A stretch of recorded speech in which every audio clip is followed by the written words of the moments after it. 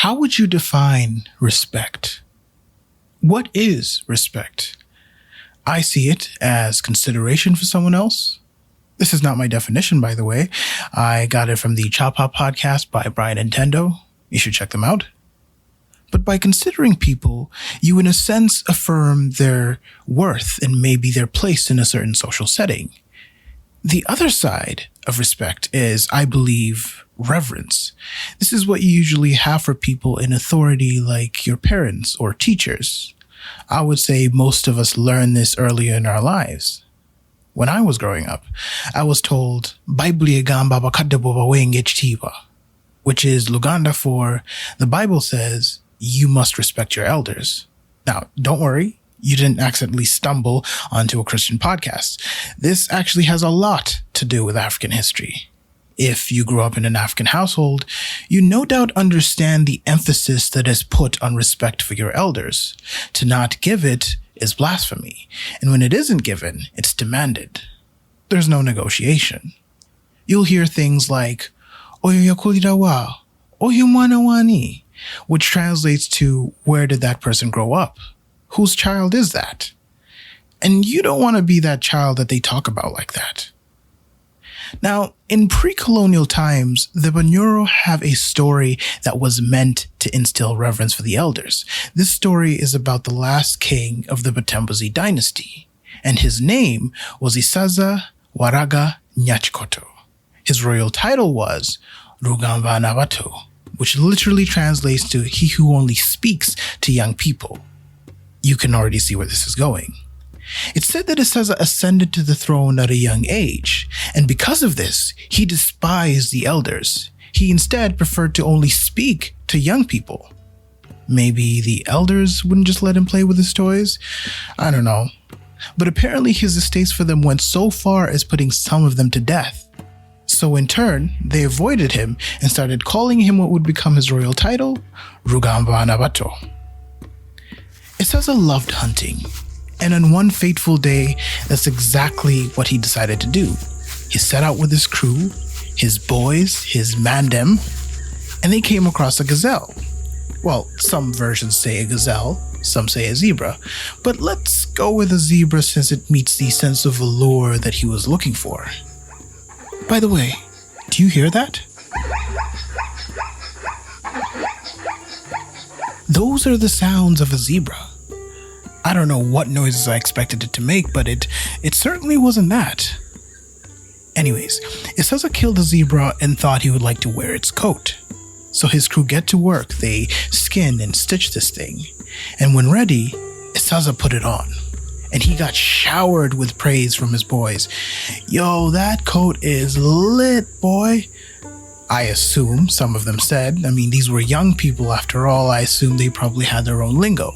So, they all continue on their hunting trip with the sun shining brightly in the sky and its heat bearing down on them. Until Isaza began to feel constricted, and soon he couldn't take it anymore. His crew tried to take it off, but they failed. The zebra skin had dried onto his flesh. Isaza started to panic. He cried out, "Please take it off. I will die if you don't." His boys mocked him, saying, "Well, if you die, at least you were king." They certainly got points for perspective, even though that's the last thing you want to hear when you're dying. The situation continued to spiral out of control, and his men decided to take him to the place of two of his aunts. When they heard the story, they went and called some of the elders to come help, and you can guess what they had to say about that. I thought he only talks to young people. Why don't they help him? We don't know how. If you don't help, he will die. He should have thought of that before he ignored us. They were not too inclined to lend a hand. But after the elders were done with their I told you so's, they did decide to help. They ordered Isaza's men to dip him in a river, and soon the zebra skin began to loosen, and working with a knife, the elders were able to take the skin off. This whole event marked a turning point in Isaza's life. No longer were the elders barred from his court, they became his advisors. And as for his crew of young people, they were all dismissed. To show his gratitude, Isaza gave the elders and his aunts counties to rule. These counties came to be called Sazas, after his name, Isaza. Now, the story of Isaza doesn't just teach respect. It also teaches that the Bunyoro believe that the young shouldn't have power. What this means is that the eldest brother will step in and rule as regent until the king is of age. Bunyoro stories seem to indicate a preference for the younger brother, as shown with Kakama.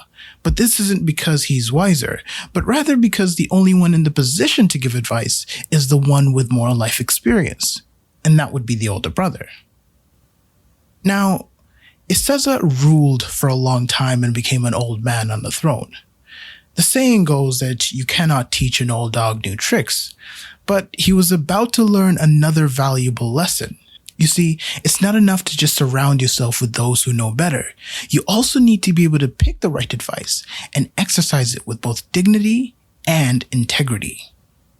So one day, a group of strangers arrived at his court. They announced that they came on behalf of a faraway king named Nyonga. This king was the ruler of the underworld. Now, these messages were sent with 6 riddles that Isaza was supposed to figure out and thereby deduce what he really wanted. Isaza shouldn't have cared. After all, this king was a stranger he had never heard of. But Isaza was a curious man, and thus wanted to know what these riddles meant. Besides, who doesn't like a good riddle? I know I do. So, the first was, what is the measure of time?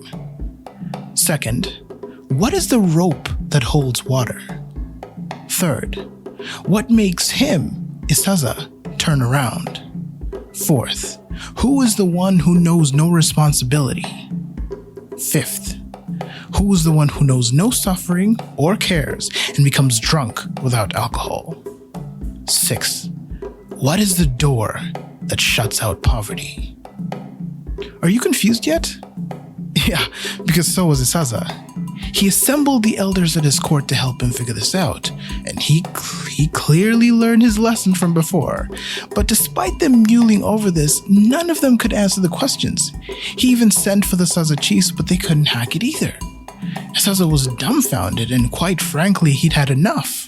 Just picture all of them trying to answer these questions, and every answer they provided, the strangers would say, "Nope, not it. It's a no. Nay. Are you even trying?" Now, the maid of Isaza's aunt heard about the king's conundrum.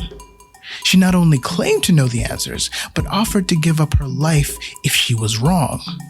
Ooh, talk about certainty. So she was brought before the king and began to answer his riddles. The first riddle, the measure of time, was a rooster. The second riddle, the rope that holds water, was powdered millet that when put in boiling water, absorbs it. The third riddle, what makes him, Isaza, turn around? The maid asked him to bring in a calf, and as it was being brought in, it uttered a cry and Isaza turned around instantly to find out what was happening to the calf. And that is what made Isaza turn around. The fourth riddle, who is the one who knows no responsibility? The answer to that was a dog when given a smoking pipe. It simply looked at it and looked away. The answer to the fifth riddle, the one who knows no suffering and acts drunk without alcohol. That was a baby. It cries and pees everywhere without a care in the world like a drunk person. Number 6, the door that shuts out poverty. To that question, the maid asked the messengers to show what they had brought. They then produced 2 coffee beans. One had blood on it, and the other didn't. Now, I know what you're thinking. What the hell does that have to do with poverty? Let me explain. The coffee bean with blood on it was an offer of friendship, a chance to become blood brothers. If Isaza accepts, he has to swallow the blood-covered bean and in turn put his own blood on the other coffee bean, which will be taken to Nyonga. The whole process is called omkago. Once the process is complete, the 2 kings were to treat each other as brothers, which meant coming to the aid of the other when they requested it. In other words, the door that shuts out poverty is having someone to lean on. So why all these riddles? I'd be lying if I said I understood all of what's happening here, But given that we know that Isaza was supposed to deduce from these riddles what Nyonga wanted, and that the end goal was friendship, the question then becomes, well, how do the riddles show a request for blood brotherhood? Let me tell you what I think. I see these riddles as affirmations of what their relationship, should he accept it, will entail. The first one, the measure of time, which was a rooster, I feel as though Nyonga was saying their relationship will stand the test of time. The second one, the rope that holds water, I think he was saying that the millet holding the water symbolized the strength of their bond, and also that they'll provide each other with food in dire situations such as drought and famine. The third, what makes Isaza turn around? The real question Nyonga was asking is, what is important to Isaza? As it turns out, it was cows. More on that later. He was trying to show that he knew him. For the fourth one, he who knows no responsibility, the answer to which was a dog, this is a pledge to honor that bond that they'll form. In other words, Nyonga won't be like that dog. Number 5, the one that knows no suffering. The answer to that was a baby. Again, another pledge. May you know no suffering when I become your brother. And then lastly, the door that shuts out poverty. It is the formal request for friendship with the presentation of the blood-stained coffee bean. Their blood pact is the door that shuts out poverty because they'll have each other's backs. But that's just what I think. If you have more in-depth knowledge on the subject and have a different take, message me by all means. I'd like to learn. Phew, that's enough of riddles for today. Let's move on with the story. Now that an official offer of friendship had been made, Isaza found himself in a dilemma. On one hand, he didn't know Nyonga and thus didn't feel comfortable making a blood pact with him. On the other hand, tradition shunned the idea of rejecting an offer of friendship. The elders, oh, you cannot forget the elders, advised that why doesn't he, Nyonga, come over and see Isaza, and that way he can judge for himself whether or not he should go through with this. Isaza acknowledged this. It was good advice, but then ultimately decided to trick Nyonga and have his servant Kwezi take the coffee bean on his behalf. Some versions say that it was Bukuku the gatekeeper who did this, but either way, problem solved. He didn't really have to be in a blood pact with a stranger, and as far as Nyonga will know, he will be in a blood brotherhood with Isaza. However, one of the messengers saw this and reported back to Nyonga, and he was livid. Isaza had not only entered him into a blood pact with another person, but he had done so with a Mwiru, a commoner. It was here that he vowed his revenge. What does he love the most? Nyonga asked his messengers. Kato and women, they responded. Nyonga summoned the prettiest of his daughters Nyamata, which literally means of milk, and instructed her to lure Isaza to the underworld. So she approached Isaza's palace and met Bukuku the gatekeeper. He was so taken by her beauty that he marched her straight to the king without establishing where she was from. Bukuku announced to the king by saying, "My lord, I don't mean to insult my ladies, but there isn't anyone as beautiful as she is in your household." Such a bold claim. But upon seeing her, he too was smitten. So with hearts in his eyes, he made her his wife. From time to time, Isaza would ask her where she was from, and her answer was always the same. Oh, she was the daughter of Bahima parents, and he wouldn't know who they were, and since Isaza was so in love with her, he wouldn't press the subject. But soon, Nyamata realized that Isaza wasn't as in love with her as she had thought. Whenever she tried to ask him to go with her to see her parents, he would offer instead to send his representatives. This wasn't going to work. She needed to bring him to the underworld. Furthermore, he was obsessed with his damn cows, and she now found herself in competition with these heifers. Frustrated, she decided to leave when she was in her 6th month of pregnancy. In Nyakatura's version, Isaza showed little emotion upon hearing that his wife had disappeared. Maybe because he had other wives. Who knows? But Nyonga wasn't done yet. Having learned that cows were indeed what Isaza loved the most, he sent 2 of his most beautiful cows and merged them with Isaza's herd at night. The next day, the king saw them and instantly fell in love with them, and they became part of his herd. However, the animals decided to head back to Nyonga's palace and took with them his beloved cow. Isaza took off after them. "Look after my kingdom," he shouted back to Bukuku the gatekeeper. Isaza followed, completely consumed by his desire to find them.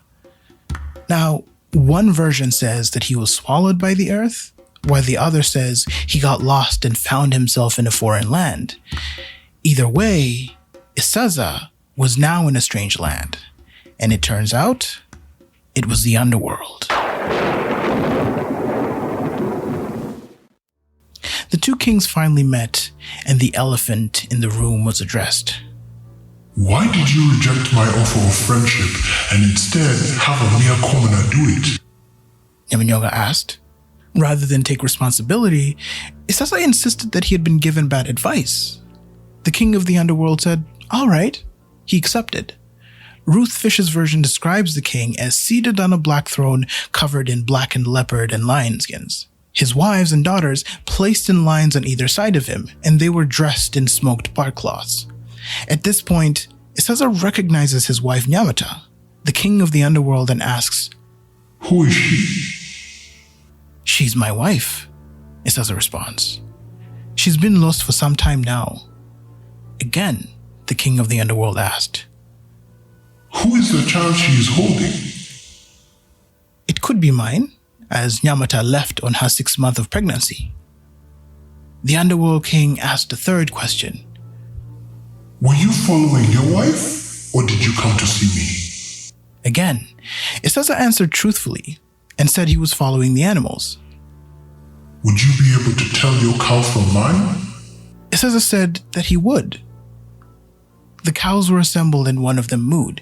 Instantly, Isaza looked to see if it was all right. Nyamata motioned to her father to show him how much the king of the surface liked his cows. "My friend, how you like your cows so much? You seem to like them more than your wife and child."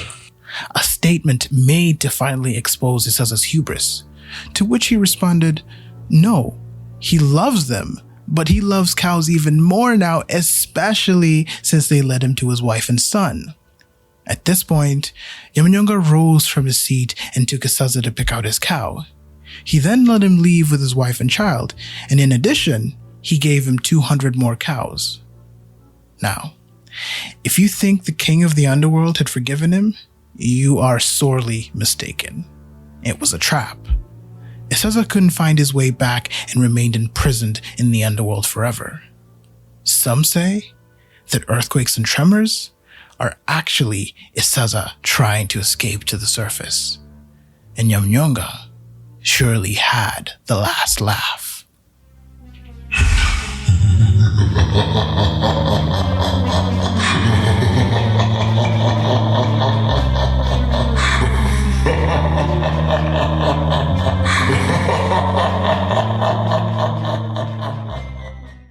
I originally was going to end this episode here, but then I came across some more information about our man Isaza. It's obvious that this is folklore, but because a lot of African societies didn't have writing systems, and that includes Bunyoro, history was remembered through oral tradition. Now, that doesn't mean, however, that these are just stories with no historical data. As we'll soon find out, these stories contain some information that is worthwhile to study. According to the works of Bunyoro historian Yolamu, Ndoleriire, and Nsamba, Isaza was not a name, but a title. In fact, it was a title that was held by many before the Isaza of this story. The one in this story, his real name was Waraga.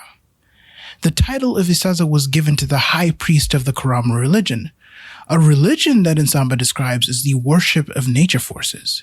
These nature forces were seen as personifications of spirits that they called Nsamba.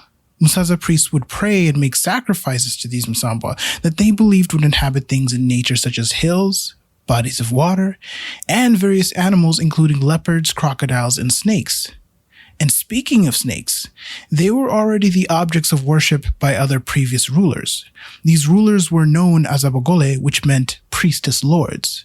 However, that word today is mostly used to mean brides. Now, the Batembuzi dynasty is actually divided into two sections. These are the Abagole queens and the Musaza priests that followed, including Isaza of the story. The Abagole were matriarchs who ruled agricultural communities that they protected.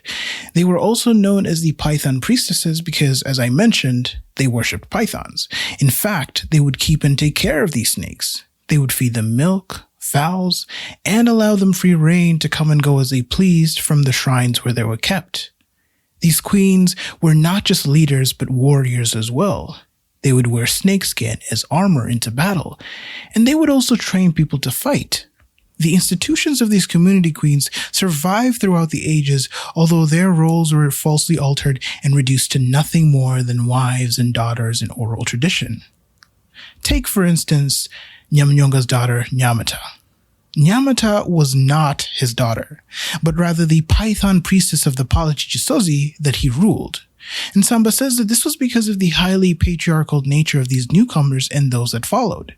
These queens lost power to the Musaza priests and subsequently converted to their religion of Kurama. Now, the advent of Musaza priests caused the expansion of these smaller communities into bigger polities. This was because it was the duty of the high priest, the Isaza, to promote interclan unity. Isaza, being the paramount Musaza priest, cared more about his cows than doing his duty. So Bunyoro wasn't always this unified kingdom that was presented by writers in the early 20th century, but rather a collection of clans that were each ruled by a priest or priestess, whether Python or Musaza. Nsamba also tells us that during the time of their rule, there was a great drought. It's said to have begun around 1200 AD and ended by the 14th century, so we can place the story around the 1200s. This drought caused a shortage of resources that then began a series of conflicts between rival leaders. These leaders would fight for water and pasture for their cows, specifically around the Katonga River Valley. And seeing how Isaza's kingdom stretched past the Katonga River, this brought him into direct conflict with Nyonga. He was then prompted by whom oral tradition calls his daughter, Nyamata, to seek a blood pact with Isaza. The story as told by oral tradition makes no mention of Nyamata's role in the beginning. But it turns out that the matriarchs took on the role of kingmakers, so they could offer advice on how a king could handle a specific situation. This blood pact that she suggested would have ended the fighting between these two. But Isaza rejected the offer and instead had his junior priest Bukuku do it on his behalf. But there's also another reason why an alliance with Isaza was desirable. You see, not all Python priestesses had been defeated. One in particular was still in the fight. Her name was Queen Kogere of the Bafunjo clan. She was the Python priestess of the snake goddess Ndyoka. Her army was advancing from the west of Nyonga's polity of Chisozi, and he needed to act fast, only to have his offer spat back in his face with a lie. And he was not going to take that lying down. So he sent Nyamata, the warrior queen, to spy on Isaza, and when she had completed her duties, left, although pregnant with Isaza's baby. And then Isaza was lord to Nyonga's kingdom by putting new cows in his kraal. These cows were different from Isaza's white and black cows that were primarily reared by his clan, the Bagabo, and thus caught his eye. According to oral tradition, he was lured and swallowed by the earth, then found himself in the underworld. This, Nsamba says, is a metaphor for enemy territory. The Bunyoro saw Nyonga's kingdom as this foreign, strange, and evil place. It's why Ruth Fischer's version mentions that he was seated on a black throne with blackened leopard and lion skins, a way to signify his association with the unknown and nefarious, like the underworld, where ghosts live. In fact, the proper translation for his kingdom is the land of ghosts. The being swallowed by the earth part, that was a metaphor for death. So when some stories say that Isaza was swallowed by the earth, they're alluding to his demise. And Nsamba goes on to say that Isaza lived out his days as a prisoner until he was probably forced to commit suicide. The reason for this hypothesis was because Isaza had lost all of his cows to Nyonga, and in a society where cows were currency as well as a status symbol, an act like this was considered disgraceful for a king. Bunyoro kings, when disgraced, injured, or ill, were required to kill themselves using a mixture of milk, poison, and honey. If you couldn't do it yourself, your wives would feed it to you. It didn't matter if you weren't ready to go, custom demanded it. This was because the Omukama's body, the Bunyoro king's body, was considered the kingdom's body. If he was dying, then the kingdom was dying too. Then, of course, there's the shame part of it as well. So it seems that Nyonga took advantage of the stipulation and used it to get revenge against his would-be ally. So to summarize, religion was very central in pre-colonial Bunyoro society. The Batembuzi kings and queens possessed a combination of religious and political power. It would even be more accurate to call them priest kings and priestess queens. This combination of power is similar to the papacy after the collapse of the Western Roman Empire. Popes began to gain considerable political power because of their influence over monarchs. The difference in Bunyoro is that there was no distinction at the time. The religious leaders were the kings and queens. Okay, so that is all for today, everyone. For the next episode, we'll continue with the story as told by oral tradition. What happens now that the Isaza throne is vacant? And Isaza's son, what happens to the young boy as he grows up in the underworld? Will he come back to reclaim the throne of his father? Find out next time on the Those Who Came Before Us podcast.